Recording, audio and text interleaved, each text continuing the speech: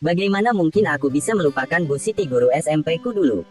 Selain orangnya baik, Bu Siti jugalah wanita pertama yang telah memetik keaslianku. Hingga saat ini, walau sudah belasan tahun berlalu aku takkan lupa. Sebab kenanganku bersama beliau sungguh indah untuk dilupakan. Bahkan meskipun aku kini telah berumah tangga dengan istriku, seringkali aku masih terbayang akan kenangan bersama Bu Siti. Perkenalkan, namaku Agus, usiaku saat ini 28, sudah punya satu anak. Cerita yang kukisahkan ini terjadi 15 tahun lalu ketika aku masih SMP. Pengalaman tak terlupakan bersama guruku yang telah merubah hidupku. Jujur kuakui karena kenangan itu aku menjadi suka dengan wanita lebih berumur. Ceritaku ini terjadi di tahun 2001 silam, ketika aku masih di bangku SMP. Aku juga masih tinggal bersama Pade dan Budeku di sebuah desa terpencil. Di sanalah aku mengenal Bu Siti yang ketika itu menjadi guru BP di sekolahku. Usia Bu Siti saat itu sekitar 35 tahunan, beliau adalah pendatang dari luar daerah. Bu Siti mengajar di SMP di desaku sebagai guru BP karena ikut suaminya. Suaminya Pak Ustadz Madun, memang berasal dari desa tetangga tapi masih satu kecamatan. Di masa aku SD, Ustadz Madun yang mengajariku dan anak-anak seusiaku mengaji. Namun setelah itu beliau merantau ke daerah lain, lalu kembali pulang. Ketika pulang ke desa, Pak Madun membawa Bu Siti yang menjadi istrinya. Saat Pak Madun dan Bu Siti kembali, aku sudah kelas 2 SMP, dan saat itulah kisahku dimulai. Pertama kali melihat Bu Siti memperkenalkan diri di kelas, beliau sangat rupawan. Usianya saat itu 35 tahunan, berwajah cantik dan berkulit putih.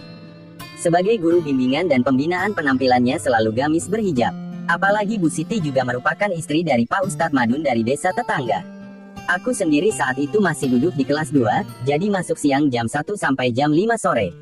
Saat di SMP aku termasuk siswa yang berprestasi baik akademik maupun olahraga. Di hari pertama Bu Siti mengajar, beliau pun memanggilku ke ruangannya. Beliau bertanya, "Kamu Agus, murid mengaji Pak Ustadz Madun dahulu kan?" Ku jawab, "Benar Bu, saya Agus, dulu waktu SD saya mengaji di Pak Ustadz Madun." "Apa-apa ya Bu, kenapa saya dipanggil ke ruangan Ibu, apa saya ada kesalahan?" Bu Siti tersenyum saat itu, lalu mengatakan, "Bukan, aku ada kesalahan." Beliau hanya memperkenalkan dirinya sebagai istri Pak Ustadz Madun.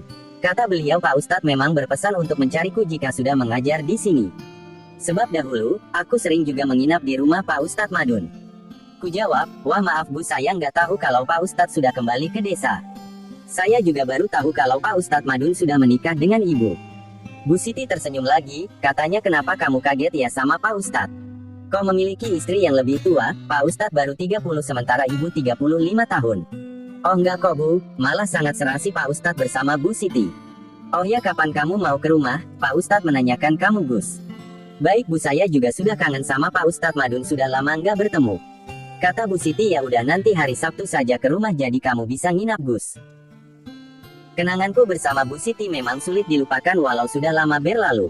Apalagi setelah ada berita viral yang menghebohkan tentang Bu Guru dan muridnya. Aku otomatis jadi mengingat kembali kenanganku bersama Bu Siti. Istriku pun sampai saat ini tak pernah mengetahui akan masa laluku.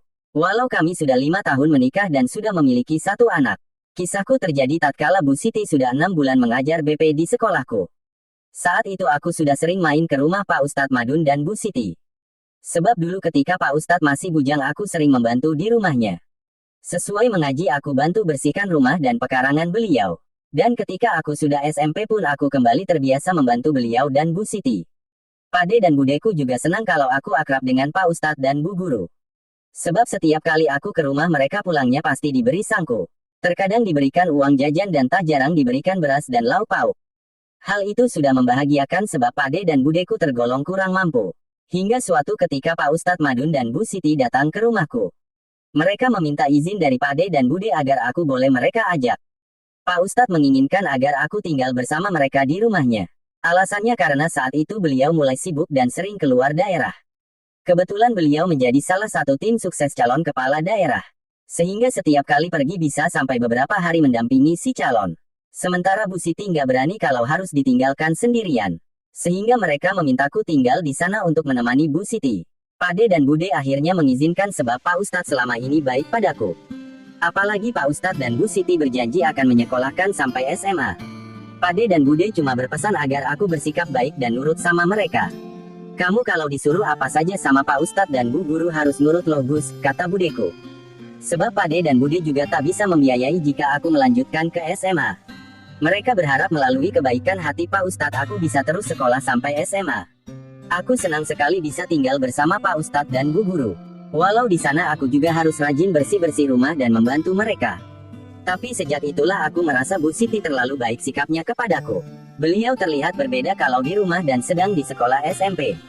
Di sekolah beliau tampil alim dan rupawan dengan gamis dan hijab. Sikap beliau di sekolah juga sangat tegas membuat muridnya harus disiplin. Sementara di rumah Bu Siti tampil lebih santuy, dan sikapnya pun sangat baik sekali. Namun aku merasakan perbedaan sikapnya ketika Pak Ustadz ada di rumah. Sangat berbeda jika Pak Ustadz Madun sedang bertugas keluar kota. Pertama kali Pak Ustadz keluar kota, aku dan Bu Siti hanya berdua saja di rumah. Saat itulah aku mulai menyadari kalau Bu Siti sangat baik kepadaku. Namun di lain sisi Bu Siti juga membuatku salah tingkah dengan kebaikannya itu. Malam itu aku sudah mau tidur karena sudah jam 9 malam. Akan tetapi Bu Siti memanggilku katanya ingin dibantu olehku. Ibu ada kerjaan sekolah yang harus selesai besok, kamu bantu ya Gus, katanya. Tapi tak seperti biasa, kali ini bukan di ruang tamu melainkan di kamar beliau.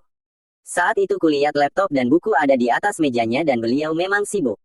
Bu Siti biasanya hanya minta ditemani saja sambil ngobrol supaya nggak ngantuk. Beliau juga terkadang minta aku buatkan teh hangat dan kopi jika sedang lembur. Dan malam itu entah kenapa Bu Siti sangat berbeda terhadapku. Beliau kelihatan tanpa sungkan membuka hijabnya dan terlihat rambut indahnya. Padahal kalau ada Pak Ustadz beliau selalu tampil tertutup dan sangat alim. Namun malam itu beliau hanya mengenakan gaun tidur berwarna merah muda. Baru kali itu aku melihat perbedaan Bu Siti yang ternyata lebih cantik. Setelah aku bawakan teh hangat ke kamarnya, Bu Siti lalu menyuruhku lagi. Kamu duduk sini aja Gus, temanin ibu ngobrol lagian besok kan libur. Biar saya di lantai saja Bu jawabku, tapi beliau bilang nggak apa-apa. Duduk saja di sini dekat ibu, lagian nggak ada Pak Ustadz juga Gus. Ibu suka ngantuk kalau lagi kerja nggak ada yang nemenin ngobrol Gus. Jujur saja menemani beliau malam itu aku jadi dak-dikduk melihatnya.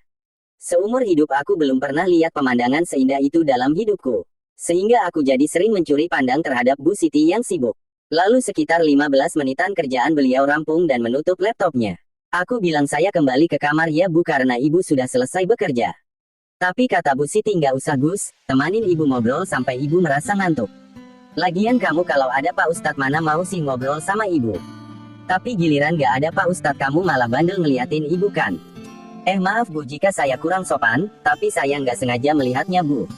Ya udah santuy aja Gus, biasa kok remaja seumuran kamu suka penasaran. Malam itu Bu Siti pun menceritakan kisahnya menikah bersama Pak Ustadz Madun. Kata beliau sebenarnya beliau sudah 2 kali membina rumah tangga. Namun dalam 2 pernikahan itu selalu gagal karena tak memiliki anak. Ustadz Madun merupakan suami yang ketiga bersama Bu Siti. Semua cerita beliau aku dengarkan walau aku waktu itu nggak paham apa-apa. Ku bilang maaf Bu saya nggak paham dan juga saya belum pernah Bu. Beliau pun menjawab bahwa beliau hanya ingin curhat mumpung ada teman ngobrol. Kamu dengerin aja Gus lama-lama juga kamu bisa memahami ibu kok Gus.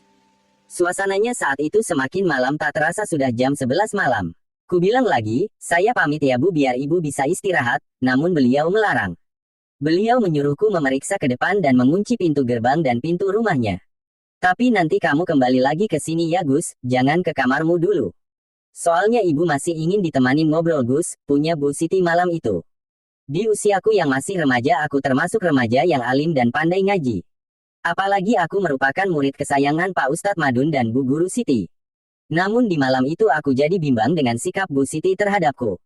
Sambil ngobrol tentang sekolah dan kegiatan Pak Ustadz malam itu, Bu Siti mulai membicarakan hal-hal yang aku sama sekali belum bisa memahaminya. Tentang perasaan seorang istri terhadap suaminya dan tentang urusan rumah tangganya. Setiap ku bilang maaf saya nggak paham Bu, beliau langsung mengajariku. Pelan-pelan saja Gus lama-lama kamu akan paham kok yang ibu inginkan. Beliau selalu sabar dan mengulang ceritanya sampai aku benar-benar paham. Hingga akhirnya Bu Siti bilang kalau dia mau aku menemani sampai pagi. Sebab katanya beliau sering susah tidur kalau Pak Ustadz sedang keluar daerah. Malam itu Bu Siti telah merubah semua jalan hidupku bersamanya. Aku ingin sekali menolak namun teringat pesan dari budeku dahulu. Kata bude aku harus menuruti semua perintah Pak Ustadz atau Bu Siti. Sebab aku di sini cuma numpang dan berharap bisa sekolah sampai SMA. Aku sendiri tak habis pikir, Pak Ustadz mengajariku mengaji supaya alim. Namun di sisi lain kealimanku justru dirombak oleh Bu Siti istrinya Pak Ustadz. Malam itu menjadi malam di mana aku untuk pertama kalinya bersama bu guruku. Sebuah malam yang akhirnya terus berlanjut dan mulai merubah hidupku. Selama Pak Ustadz di luar daerah aku berkegiatan seperti biasanya. Aku tetap sekolah dan pulangnya bersih-bersih rumah dan halaman pekarangan. Hanya saja bedanya, aku juga mulai sering diajak oleh Bu Siti di malam harinya. Aku sama sekali tak memahami apa yang sedang aku alami saat itu. Yang ada hanya perasaan bahagia setiap kali Bu Siti memanggilku. Kata Bu Siti, aku ini anak yang pintar dan sangat cepat bisa memahami. Namun beliau tetap mengingatkan agar aku tak menceritakan kepada siapapun. Kisahku dengan Bu Siti terus berlanjut hingga aku lulus SMP dan masuk SMA. Saat itu aku harus pindah ke kota kecamatan karena di desaku belum ada SMA. Pak Ustadz dan Bu Siti memenuhi janjinya untuk membiayaiku. Baik biaya selama aku ngekos dan juga biaya kebutuhan sekolahku. Setiap akhir pekan Bu Siti lah yang datang mengantarkan uang biayaku. Dan kesempatan itu selalu beliau manfaatkan untuk bisa bersamaku. Setahun kemudian Pak Ustadz mengaku bahagia karena Bu Siti mengandung. Mereka sudah 4 tahun nikah dan bakal segera punya momongan. Aku tak tahu kalau semua ini karena perbuatanku yang menuruti keinginan Bu Siti. Setelah lulus SMA aku kemudian kuliah dengan biaya beasiswa karena berprestasi. Semenjak itu aku tak pernah lagi bertemu dengan Bu Siti yang masih tinggal di desaku. Namun lebaran kemarin, tanpa sengaja aku bertemu beliau kembali di desa. Ketika aku membawa anak dan istriku untuk mudik ke rumah Pade dan Budeku. Sampai sekarang Bu Siti masih sering menghubungiku lewat WhatsApp. Aku merasa bersalah sama istriku yang tak pernah tahu akan masa laluku. Dan kini di saat kebimbanganku, Bu Siti kembali hadir dalam hatiku. Entahlah apakah di kemudian hari kisahku akan terulang dengan Bu Siti. Sebab karena beliau juga aku jadi berubah dan sangat suka dengan wanita yang lebih berusia dariku. Demikianlah ceritaku, semoga bisa dipetik hikmah dan bisa menghibur kalian ya sahabat.